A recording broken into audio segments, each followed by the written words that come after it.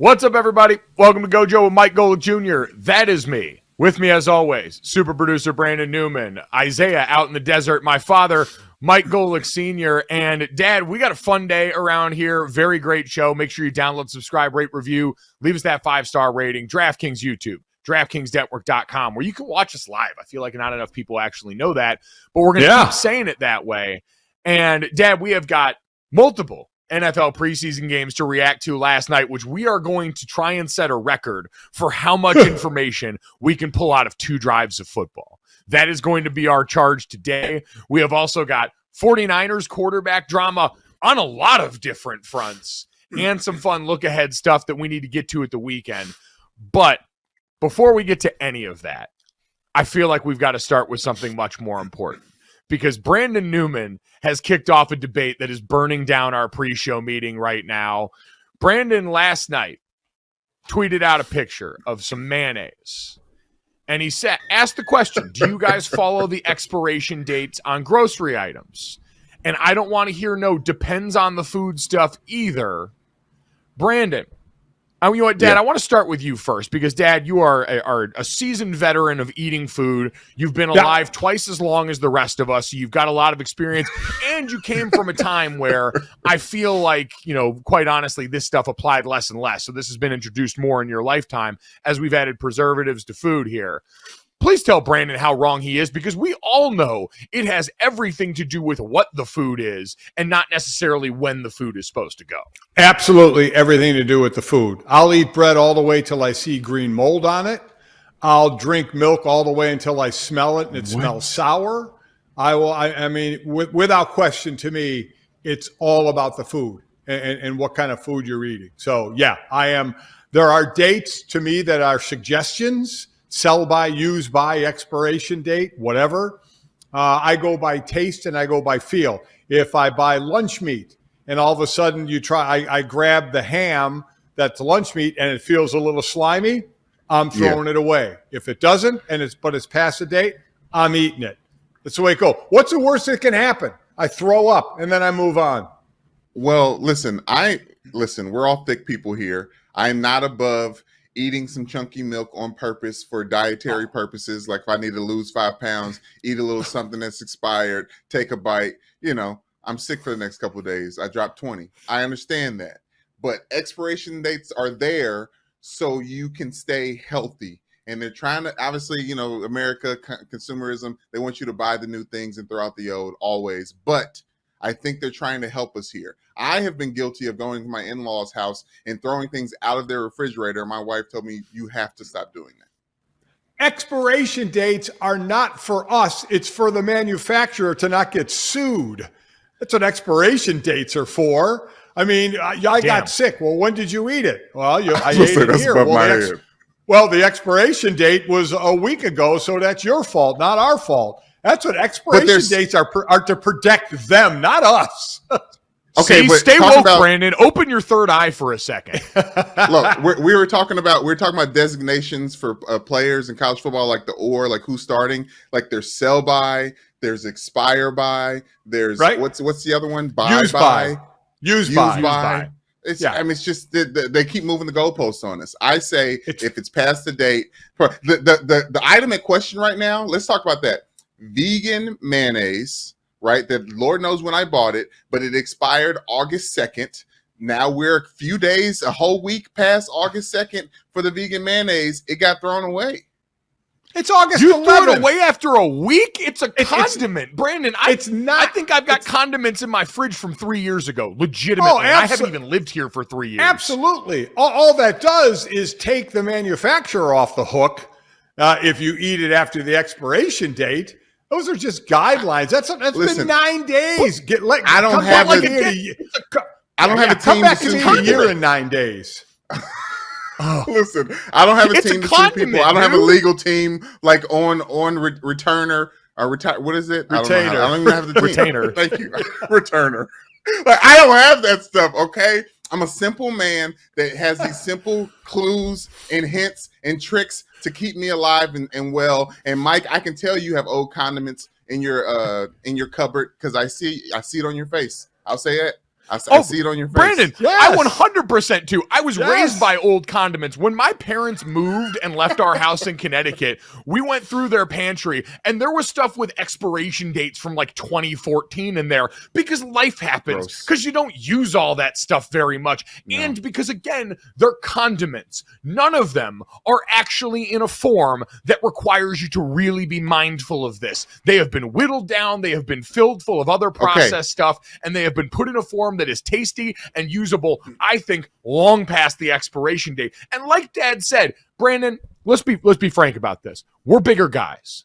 You've been big long enough to be able to eyeball certain things about food. Yep. You know things when you see things here. To me, this is you taking responsibility off yourself and just trying to put it on a label here. You're good enough. You honed your skills enough to be able to look at this and know what is good and what is bad. And I would hope at this point you would trust yourself more.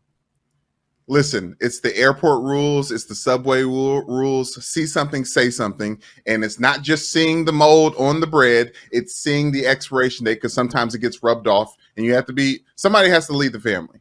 You know what I mean? And I'm trying to keep everyone safe. And not to mention, this is a season-changing time. It's been hot in the summer, so things can't stay out as long. And now we're getting to the fall. Now it's time for spring cleaning for the summer into the fall. You guys are hoarders with your refrigerators. There's a bunch of stuff in your freezer that you're never going to eat. I know the Golics clean out their fridge because they go house to house, so you got to do that when you're dealing with two homes. But you got to clean out your fridge and your refrigerator, people. The only thing that's different about the freezer when I'll grab some food in there that's been there for like 3 years is it won't taste as good, but that's fine. I'll eat it anyway. I mean, I don't care. What are you eating if it's not? It's been cryogenically frozen. It's safe. Yeah, there's burgers in there, Bubba burgers or turkey burgers that have the frost all over them. They're not going to taste as good, but they're not killing me either. Listen, Mike is right.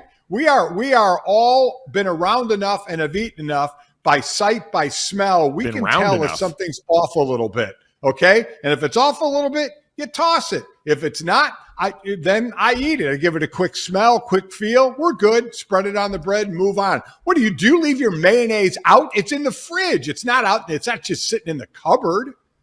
Okay, no, I don't. But some items, listen, you guys got to be educated. I'll teach you. I'll show you guys a video. It's called Forks Over Knives. Brandon, are you telling me when it comes to fridge and freezer stuff that if you had pulled Captain America off ice after 100 years, you'd have been like, oh no, he's been in there too long. The flavor's all gone now. We can't use Captain America anymore. We got to keep him in there, and would have just thwarted the entire Avengers cycle. That's essentially what you're telling me, is if something is frozen past a certain date, even if it's there to preserve it and keep it largely safe, you're not going to deal with it. So Captain America, Bucky, they're both out. I think you could probably agree when Captain America got thawed out, he was a little bland. He needed some seasoning, and he can only get it from fighting the aliens that were coming in this planet. Like, he needed some extra help that was taken away from him by being put in the freezer too long. And that's cool. You're right. But then they cooked him again, and he was fine. But he didn't get thrown away. He still got used. Come on, Brandon. You're throwing away perfectly good food and condiments. Yes. Every chance I get, because then you get a chance to buy new, and new tastes great. Okay. I mean, I'm just trying to be frugal here too, and I'm sorry, condiments are where I make up the margins, all right? I'm going to spend on plenty of other places. There's nothing that makes me feel worse. I always aspirationally buy, those containers of lettuce where it's baby lettuce or something like that. The spring mix is the one I really like to go with, because it's like, oh, I'm getting multiple things in one package here. This is great. Decision. I always buy that with the intent of making a bunch of salads and including that on everything I'm going to make, maybe throw it on top of a sandwich instead of traditional lettuce. And then inevitably, like 2 weeks later, that's the one you can clearly see it gets real sad inside that container when it goes bad. Yeah. They start shrinking up, get a little brown. They're definitely kind of wet and sad looking. That one is very easy to tell, in the place where I probably take the most L's and have been the most financially irresponsible. Yeah. I agree with that. That goes a bad way. But yeah, Brandon, We're all adults here. We're just going to agree to disagree on this one. And you're going to spend more on food because you're throwing stuff away that we don't. It is going to stop me from being rich. I will say that. Ha! I can't wait for this to be made into one of those finance bros posts where it's like, if you and your closest friends aren't keeping mayonnaise past its date, then you're never going to acquire generational wealth. Follow this thread. Anyway, what a night from CJ Stroud. 2 drives, really disappointing stuff there. Dad, I'm going to enjoy watching the Take Olympics that comes off this for where we render him useless after one game. I mean, it is amazing, isn't it? But listen, he got the start because in practice, he's looking good. And again, the practice is stuff we don't see, but now we got into it. And remember, a lot of practices include playing against other teams in practices, which coaches seem to like more than preseason. But listen, clearly, even the first pass he completed, he threw it late, right? I mean, it was an 8-yard gain. I get it, out to the side like a little hitch. But, he still – it just seemed like he didn't want to let go of the ball. The interception, I know it was zone, but he double hitched, right? He hitched and then he threw it. And I mean, that gave it away because he was staring at the receiver and you got a guy cutting underneath it to make the pick. It just it was like he just didn't just throw the ball and, didn't get out of the way of a sack coming straight up the gut. So it was a struggle. But yeah, the take artists are going to be out in full force today. No doubt about it. As our good friend Nate Tice over at The Athletic said, I think CJ Stroud was under more pressure in those first 2 drives than the last 2 years that he was at Ohio State. And that, friends, is how you turn a segment about expiration dates into analysis about football. Dad, take a bow. Dad, we got more preseason games coming up this week, and I do want to look ahead and get to – because I want to call it now. I think it's at this point because he was the first rattle out of the box. The Dorian Thompson-Robinson, man, that guy's fun as hell, rookie of the game. And we had more of that action last night. DTR, quarterback out of UCLA, was the backup that played in the Browns game during the Hall of Fame game and was electric, fun mover, and a college football favorite. We've got plenty of other rookies making their debut this weekend. But while we were all focused on CJ Stroud last night, Dad, another quarterback caught your eye, I know. We had all these conversations about Tank Dell at wide receiver, who you couldn't cover at Houston, and you still can't cover now that he's in the NFL, is going to be an absolute nightmare for opposing quarterbacks. But there's a quarterback for the Patriots that all of a sudden made everyone looking like a little bit. And I say quarterback loosely because he's doing the Derek Zoolander slashy deal. Yeah, he is. And listen, as I said, I don't care about stats in preseason games. Like I said, with Stroud, it was just about not getting rid of the ball, just some hesitation or a double pump, which caused, which a reason for that interception and staring down. So really, while I say the stats of these guys, it's not so much that, but Malik Cunningham, who was playing quarterback for New England, he's working at wide receiver as well. So there's your slashy. He was a quarterback at Louisville. He was a quarterback last night. And wow, was he fun. Was he fun to watch, whether the planned quarterback draws that they were running or escaping the pocket and running or making some passes. He was 3 of 4 for 19 yards. Didn't throw it a ton down the field, but still, he's a threat to throw it. It's like I've always said about the Wildcat. I never liked the Wildcat because you just ran the ball. There was no really other threat of the guy who got the snap was running the ball, which means you got an extra blocker in the running back, but there was never really a threat of throwing. This guy is a threat to throw the ball and run the ball. And man, the touchdown run that he had, did he juke a linebacker? I mean, just took him out of his shoes. So, and this is the Patriots. This is going to be, I think, the 18th or 19th straight season where an undrafted free agent made the team. This guy's making the team.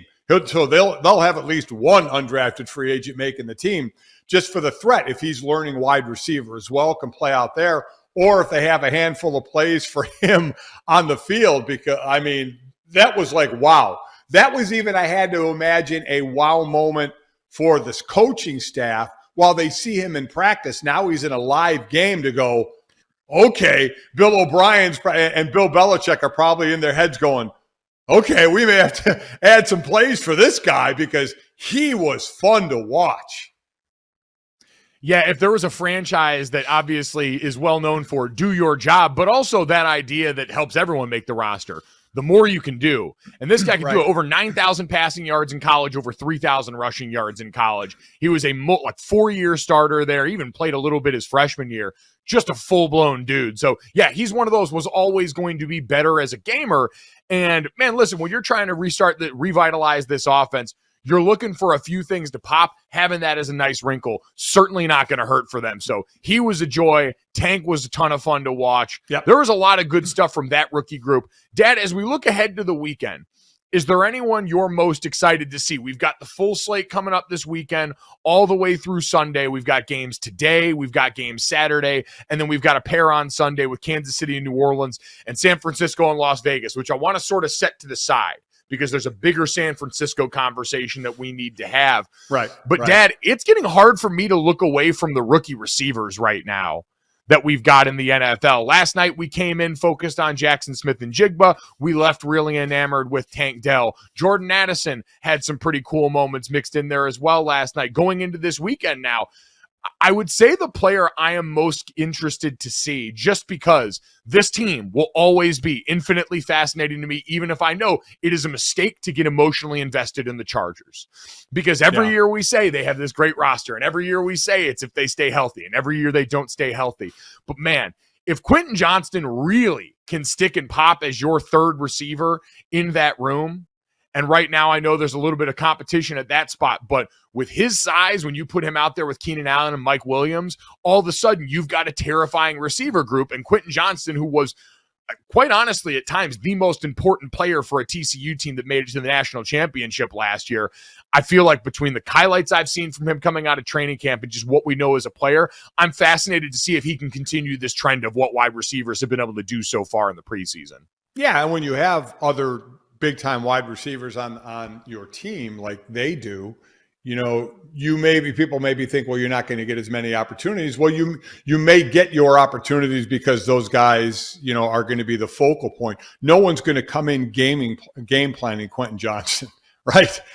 So he's going to have the ability to show early in this thing, while the other two are going to be the main receivers. Make no mistake about it. Kind of like same thing in Seattle, where they have the rookie wide receiver, but you have Lockett, you have Metcalf. They're going to be the main guys, but you'll get your opportunity. So I am interested to see what he does, because he's, you know, got the size where there's other wide receivers have been smallish in this class. And what's amazing to me, Mike, is not too long ago, it was difficult for rookie wide receivers to have that impact in the league. But, man, the last few years, they have been standouts, absolute standouts, including the last 2 years. Your offensive rookie of the years have been wide receivers. So they have had more impact in the last few years right out of the gate.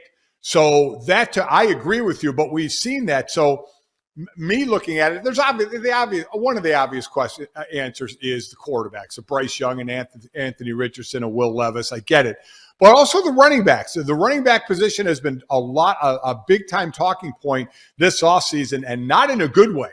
And a lot has been put on really one of these guys. You had two in the first round, Jamar Gibbs and Bijan Robinson, where a lot are putting it on Bijan Robinson. Could he be the guy that helps bring the running back class back? But Gibbs, you know, has a chance too, because he's a rookie. So I want to see what these guys can do, not only running the ball, because in today's wide receiver or running back, you better be catching the ball out of the backfield as well. So I'm looking forward to see what those two do as well. Yeah, I think that conversation about running backs and position value and the structure of the NFL right now, keeping them from getting to market when they're most valuable, which is right now, has skewed the idea that they are still a ton of fun when done right. And Bijan Robinson in Arthur Smith's offense, with all of the like positionless football feel that it seems like they're going to go with that around Desmond Ridder this year, is going to be flat out fun. So yes, he is going to be one of the highlights as Atlanta takes on Miami tonight in the preseason, that we are looking to early and often, who's probably going to do some freakish things. All right, Dan, I feel like this has been hanging out there for a while and we haven't really gotten a chance to talk about it. But despite being largely settled, the 49ers quarterback room is fascinating right now. In the NFL, full of a lot of really bad quarterback battles at this point, we've got one going on for the backup quarterback spot in San Francisco. Now, the 49ers overall had a very weird day yesterday.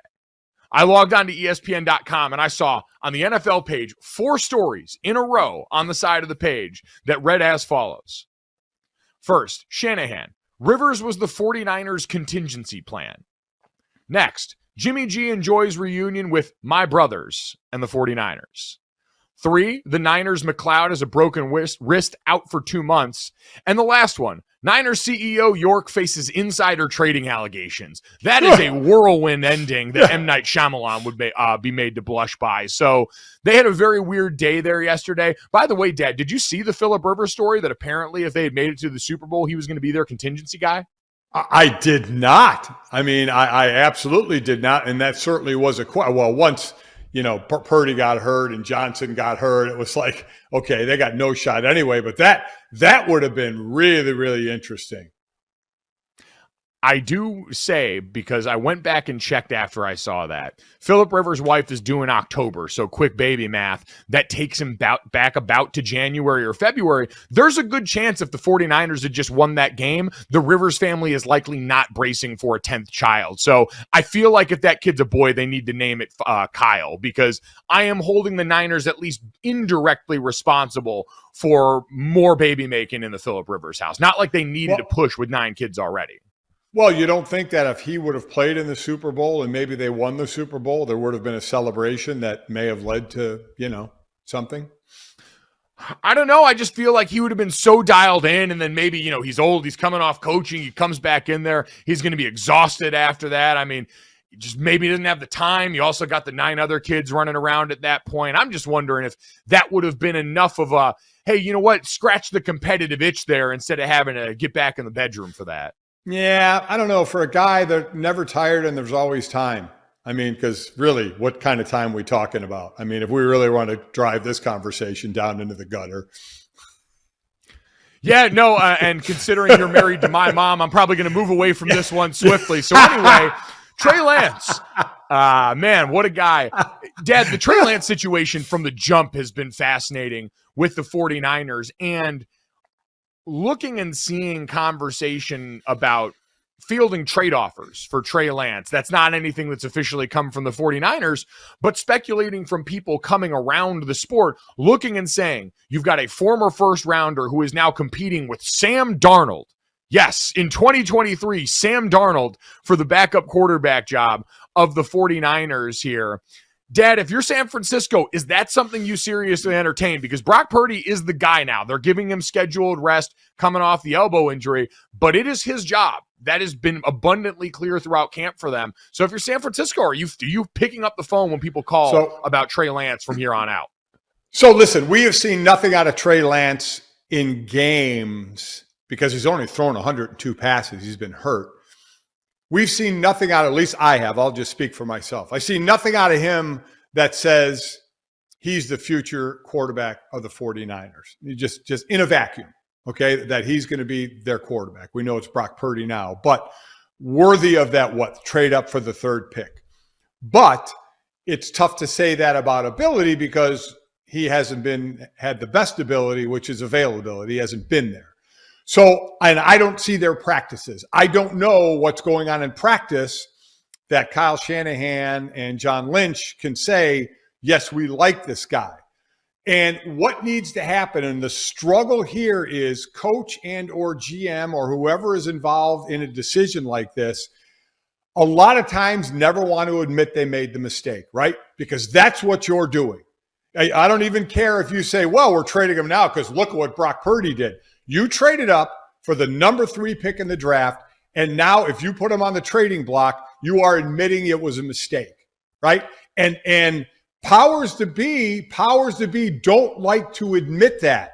They like to say we're a work in progress. He's been injured. We haven't been able to really see what he could do, and they have an out to say, well, while that was going on, Mr. Irrelevant came in and went on a winning tear and is still on a 6-game winning streak going into the season with multiple touchdowns in each game. So they can, extenuating circumstances on why they want to trade him. And if they do put him on the trading back, you think I'm offering more than like a 7th round pick for him? I mean, I would say to San Fran, why would I have to give you anything more than that? I don't care when he was picked. He's been hurt and hasn't shown anything on the field yet. I guess it's just the idea of getting something, because, Dad, to your point about admitting you're wrong, you're trotting out Brock Purdy. You're already admitting you made a mistake by not even making it. Like, it was never even made a competition this year between Trey Lance and Brock Purdy for the one job. It was almost exclusively Trey Lance and Sam Darnold for the two jobs. So I struggle to look at this and say the front office has any issue because they also picked Brock Purdy. Now, I struggle to give you a ton of credit because you picked him dead last in the draft. Right. That's just scouts banging on the table for a guy they want to take a flyer on. So I'm hard pressed to really give you a ton of credit, but this is kind of like in a very different way because the draft capital disparity is so far. The Seahawks, when they signed Matt Flynn and then had Russell Wilson come in and ball in the third or fourth round whenever he was picked. And they said, all right, at some point, better is just better. With Trey Lance, the difficulty has been exactly what you talked about, though, Dad. He's never really had a chance to show us anything. Like, he played in one rain game against Chicago and then got hurt. And that's been it for a guy that also missed his senior year outside of one game because of COVID when he was at North Dakota State. And so I don't know about you, Dad. I've been continually surprised at how few opportunities a player who has that attachment to the front office, because not only was he the third pick, he was the third pick they traded a king's ransom to go up for. Yep. I thought he would get a lot more opportunities on the back end to make this something than he did. Yeah, listen, I agree. And that's usually what happens when you go that high for a pick is that person gets every opportunity. And he did, right? They got rid of Garoppolo, and said, you're the guy now. I don't know if he got every opportunity. I mean, he got a startup. He got an opportunity at the beginning, but they usually wear out the welcome mat for those guys. And it feels like they got a little glimmer of hope from a guy in Brock Purdy and then immediately severed that. Yeah, I mean, I guess the opportunity was, Jimmy, you're going to be gone. This is now Trey Lance's team. And then Trey Lance got hurt. And then another guy stepped in and basically Wally pipped him, right? He got hurt and Brock Purdy steps in and plays great to where you have to say, that was the question of the offseason. What are you going to do? Trey Lance coming off of an injury, Brock Purdy playing really well, but coming off of an injury.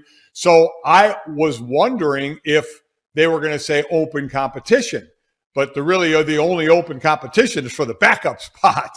So yeah, that says a lot because I still hold that if Trey Lance was showing unbelievable things in practice, that they would still be giving him every opportunity to be the starter on this team.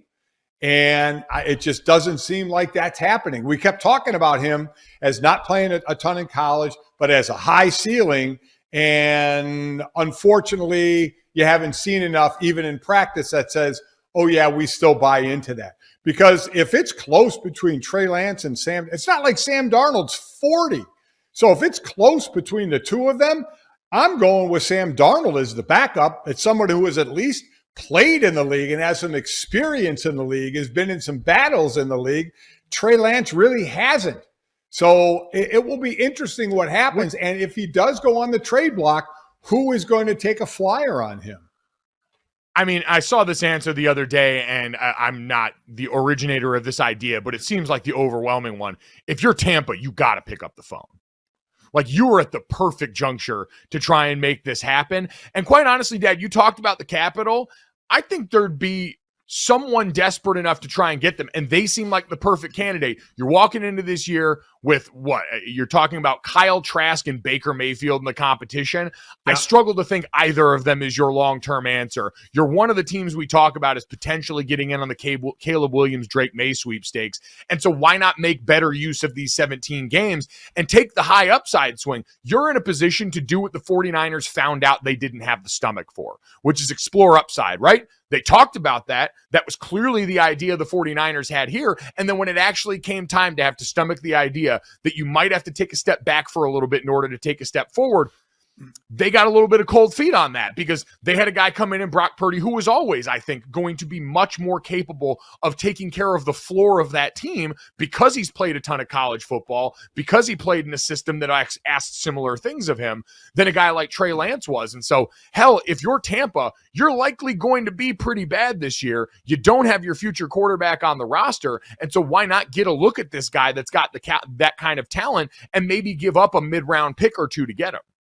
Yeah, listen, you won't give up a lot to get him, that's for sure. Unless there are multiple teams that want him and that makes the bidding go up, you're not going to have to give up a lot for him. And maybe somebody listen, we know what's on his shoulders while he's in San Francisco. Trade up to the number 3 pick, a lot of expectations on you. You've been hurt. You haven't been able to show us anything. Mr. Irrelevant came in and basically is ahead of you and took your job.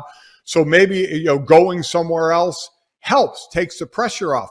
We all think the pressure has been taken off Zach Wilson. Now, he didn't go anywhere else, but all of a sudden you went from the face of the organization, which you struggled to handle and you didn't play well, to now backing up a walk-in Hall of Famer. So you can kind of decompress, take a breath, and be the backup where there's no pressure anymore on you.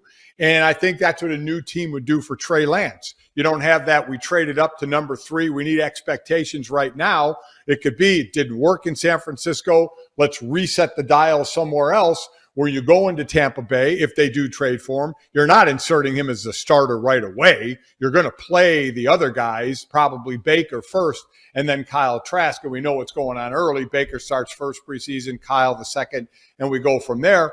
But maybe depending on the season, you get a chance and you put him in to start to get his feet wet a little bit. But the pressure would be off, which is different than San Francisco.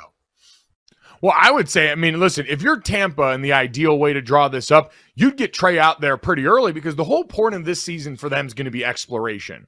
Do we have someone on our roster we think can do this, or do we need to start to get ready for the 2024 NFL draft and how we're going to address this position there? So where I disagree with that is you have 52 other guys on that roster, and when you're starting out 0-0, that's not when you start the young guy when you have 2 guys there. To me, you start Baker Mayfield, and if you want to try and go through Kyle Trask, and then you take stock during the season at some point, right? We always say this about the rookie quarterback. I think Anthony Richardson's going to end up starting, but if you didn't want to start him, you'd start Gardner Minshew, and you see how the season goes.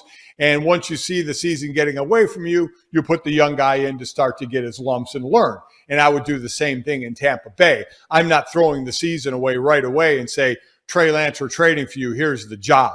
I'm starting Baker Mayfield and or Kyle Trask. I'm seeing where the season can go because of the other guys in the room. And you never know what can happen each year of football. They're all different. But if the season starts to get away from you, that's when I would, if you did have Trey Lance on the roster, say, okay, let's see what we have in this guy. Yeah, and that's unfortunately where your front office has to have a little bit of metal about him, because you're right, it wouldn't be an insanely popular decision. Now, I would maintain, I think everybody in Tampa's locker room, while hopeful, does understand Tom Brady doesn't live here anymore. They've been eating caviar for the last couple of years, and so life is going to get very different for them this year. I agree. And I think everyone involved, we saw the reaction from the Jets when Aaron Rodgers walks in as a future Hall of Fame quarterback and how different they know life is. I'm sure the vacuum is being felt on the other side of that, and that's no shade to Kyle Trask and Baker Mayfield. It's just reality of what Tampa's locker room was dealing with versus where they're at now. Completely agree with you, but when you look at what happened last year, is Tampa Bay getting into the playoffs with a losing record. That's why I'm saying you don't throw the season away. The whole idea is to get into the playoffs. And that team got in the playoffs last year with an 8-9 record. So if they don't have a great record, they can still get into the playoffs. And once you get in the playoffs, who the hell knows what's going to happen? Do I expect them to be as good without Tom Brady? Hell no. But it's an awful division where now you have a rookie quarterback starting in Carolina. You have another new quarterback starting in New Orleans. And in Atlanta, it's, Desmond Ritter's team for the first time. So I'm not really worried about, when you say, man, who's the stalwart in the NFC South? The answer is no one. So that division is literally wide open with mediocrity. I still think they're a big step behind Atlanta and New Orleans at this point. I guess to me, it would depend on the running game and the defense of where that can go. If you have to rely on the shoulder of a quarterback, you'd probably lean to New Orleans and Carr, right? Over Ritter, who's now just starting for the first time, Bryce Young, who is a rookie. So you'd probably lean to New Orleans. I did that last year. I thought New Orleans was going to win the division last year. And, Jameis Winston, played awful and ended up getting benched. So man, to me, that division is still up for grabs. I just don't know. It definitely is, but I still think that'd be worth a shot because, again, on the other side, if we're going back to the 49ers here and saying what's the upside, I really don't think there is much for keeping Trey Lance around at this point. Agree. Like you said, you can get a more veteran guy in there. You seem to have made your decision. There is still a chance Brock Purdy turns back into a pumpkin this year. Year two, team's got more film on him. He's also not walking into this thing healthy, right? The 49ers have been giving him scheduled days off here. I believe I saw the quote from him the other day that he's still trying to get the full volume and velocity back into his arm, coming off of what was a pretty substantial elbow injury. And so all of those are still things that are absolutely a factor that maybe could keep them up at night enough to want to keep the Trey Lance emergency switch right there. But it seems doubtful at this point. Completely agree. This is, even with Brock Purdy coming back off of an injury, it's still one of the top rosters in the NFL. Second best roster, I think, in the NFC behind the Philadelphia Eagles. And that's with an injured Brock Purdy. So if you have to go another road, I mean, look at last year. He got hurt. They went to Josh Johnson, who got a concussion, and they were screwed. Even with Josh Johnson, there wasn't a whole lot of hope in that. With Sam Darnold, you may have a little bit. Now, listen, he failed as a top pick, right, with the Jets and had to move on. I get it. But out of him and Trey Lance, I would trust him more to keep that 49er season going because of the whole idea in that offense. If you have a great quarterback, great. But what you need is a quarterback that can dish it to all the talent that they have on that offensive side and then let that defense do their job as well. Well, this, I think, goes back to the core of what's at all of this, which is Kyle Shanahan realized he's the quarterback.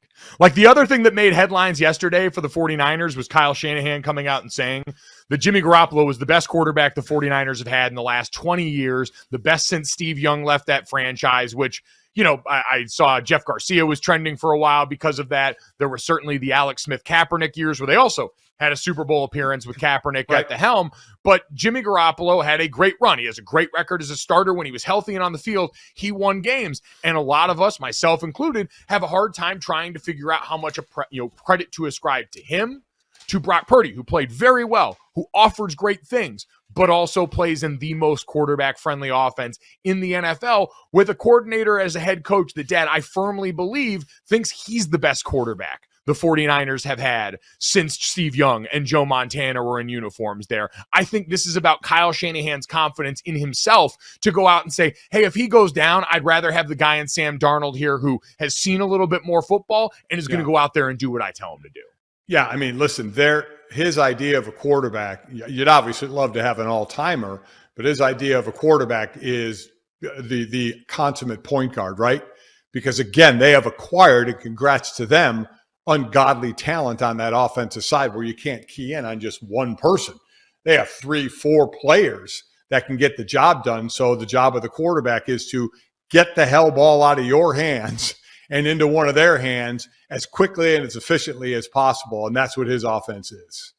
Yeah, we thought this was going to be his foray into a bit of, when I know we talk about them in tandem all the time, the Sean McVay and Shanahan guys, where Sean McVay had an offense similar to this, had Jared Goff at the helm, got into a Super Bowl that way, and then realized that there was a lid on certain things he wanted to do. And so he went and he got his big-time arm and physical upgrade from a veteran in Matthew Stafford. The 49ers went the other route on that one, and whether or not Kyle was all the way bought in ever on that, since we heard about the Mac Jones flirtation leading into the draft and all the different things about what they may or may not have wanted, the road that we ended up on was Kyle Shanahan, I think, still looking down and deciding the surest hands were his own. All right, Before we get to this, that, and the third, 3 quick stories to help you finish off your day. Make sure you download, subscribe, rate, review, leave us that 5-star rating. Let us know more what you want to hear as we get closer to the fall. We also got to let you know about our friends at Knockaround, guys. The summer is technically ending. We are into fall camps right now. But as you've seen, there are still plenty of bad tan lines that show up during training camp, which means the sun is active, which means you need the go-to for high-quality polarized sunglasses that won't break your bank with our friends at Knockaround. Now, we have also got Major League Baseball still going on. They got Major League Baseball sunglasses for you. 9 in their collection right now, the Yankees, the Red Sox, the Astros, the Mariners, all the goods that go with plenty of different outfits. And we've still got the U.S. women's national team and men's national team sunglasses you can get a hold of as well. Red, white, and blue, never going out of style. So don't be the person squinting at the sun, helping get a bad tan around your face with some overpriced sunglasses. No, no, no. Make sure you get the high-quality polarized shades that start at just $28. And when you get there, use code Golic and get free shipping on your order. Head to knockaround.com to check that out. All right, Dad, let's get to this, that, and the third. And start off with this. I almost got duped by a graphic yesterday. We see these commitment graphics all the time. And I log online, and I look and I see Bryce James committed to Notre Dame. And I dropped everything in my hands and started getting ready to text my entire group chat of guys from college. Like, guys, did you see this?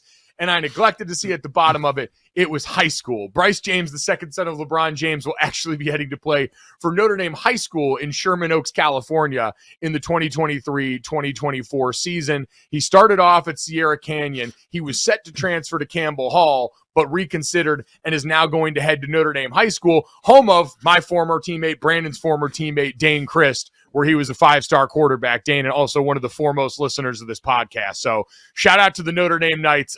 Getting a big boost here, Dad. Those games are going to be awesome this fall, and now I'm counting on Dane to get me a ticket to sit next to LeBron. Well, I mean, you were saying, Dane said that new gym has been sold out in games. I mean, imagine now, standing room only.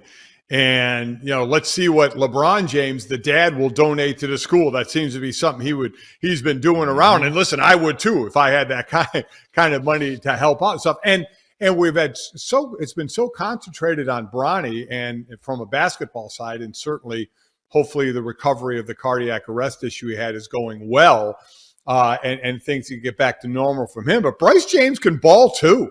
He absolutely can ball as well. He's going to be a junior, so he's got still 2 more years in high school. So another James ready to watch. And like you said, at your buddy Dane's, our friend Dane's old high school, it's going to be pretty crazy out there. It's going to be interesting to see where that one goes. Bronny, you can also just feel free to commit to Notre Dame right now. Listen, he's the number 14 shooting guard in the 25 class, so not a huge big-time recruit yet. I know his dad has plenty of Midwest ties that he loves talking about here. Maybe Ohio State's not the right place for you. You don't want to have to deal with all that stuff. Why don't you come on down to South Bend, brother? Yep. We can have a really good time with you. We will take great care of him, LeBron. He will always have a home at the Golic House in South Bend, and we will be good to go. Speaking of Notre Dame and South Bend, Dad, let's get to that. We had the headlines going on throughout most of this week that apparently Notre Dame athletic director Jack Swarbrick was pushing hard behind the scenes for the ACC to add Cal and Stanford. Now, they had already been kicking the tires on that as the Pac-12 has been dead and being picked apart by everybody else in college football. While ridiculous geographically, Dad, Jack Swarbrick pointed out that these are 2 premier academic institutions and that letting them die while they also play high-level Division I sports would be a flying in the face of what the message is supposed to be here. Dad, do you think there's any shot the ACC actually pulls the trigger on this? Well, first off, not saying a whole lot for those academic institutions of Washington State and Oregon State who are going to just continue to let flutter in the wind. And I don't mean, listen, I don't have any control over that, but everybody's only mentioning Stanford and Cal. As I said, I think those other 2 schools are going to end up in the Mountain West at some point. We'll see. Listen, I get it. And plus Stanford then would be in the ACC. Notre Dame has to play 5 ACC schools a year. You can keep that rivalry going there as well. But make no mistake about it. This is not any kind of indication that Notre Dame football-wise will join the ACC. That's not going to happen.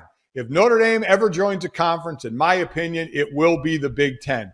And they'll be independent right now for 3 reasons. The TV money will be there. The other sports are taken care of in the ACC, and they can still have a great shot at making the playoffs. So they will remain independent as long as those things are taken care of. When they're not, They'll be in a conference and most likely the Big Ten. Yeah, I saw Andrea Adelson, who does a great job as an ACC reporter at ESPN, echo the sentiment of a lot of people, which is, why would the ACC listen to somebody that's not a full member in this conversation? Why would that matter? First off, they don't have to listen to Jack Swarbrick, but they do don't. because they realize it's good for business.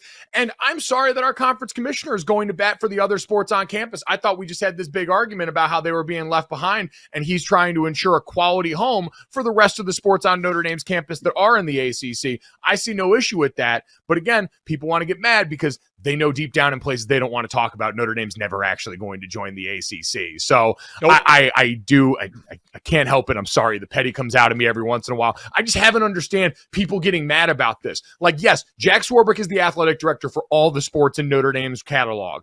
All of the sports have really benefited from being in the ACC. It is great for men's and women's hoops, great for men's and women's lacrosse, and a number of other sports. And so, of course, they're going to want to ensure the health of that for the rest of those sports, because they can also have their cake and eat it too for all the reasons that you mentioned. You get Stanford as potentially another conference game built into that. It would be all upside for Notre Dame. So they are using their advantageous position and absolutely trying to throw weight around because it's worked and because they can. And while that's a reality that makes some people uncomfortable, it's the reality nonetheless.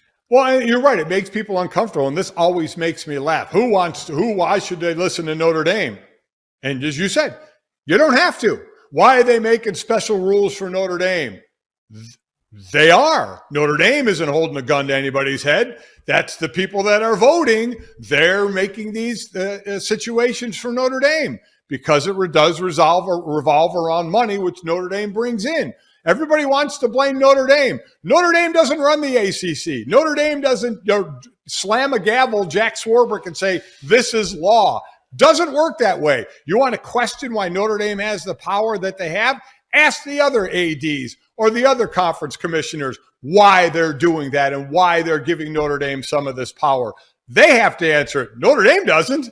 No, it's not Notre Dame's fault. They're not doing anything wrong. It's because they're rich and they smell like money. And this is what it's all about. We've seen it clear, laying naked in front of everybody in the streets. This is all about money, and Notre Dame looks and smells like money. So that is the situation there. Dad, let's get to the third. We have some resolution on the Riverfront Brawl from Alabama. We had 4 people charged with assault after the Riverfront Brawl. 3 men and a woman turned themselves into Montgomery police this week after the attack. Dad, all I want to know is what's become of the chair?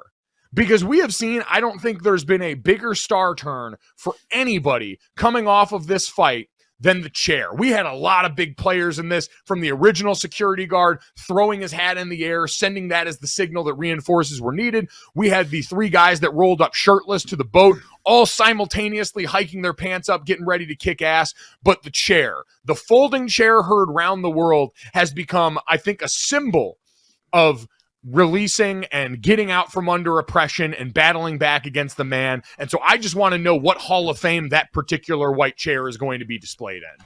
The amount of things going on social media with that brawl in the chair have been just hilarious. And at this point, luckily, nobody was seriously injured. And in all honesty, all the white guys that jumped the black security guard and got their asses whooped, they deserved every ass whooping they got for doing what they did, and I'm glad they got their asses whooped for it. And now they're turning themselves in, which they absolutely should be arrested for that. So we'll see where it all goes. But the narration of the different people that had camera phones, and then the memes and things that have gone on with the chair of people at stores buying the chairs, has been nothing short of absolute hilarious. So it's been cool to see, and I'm glad these guys got arrested. We'll see.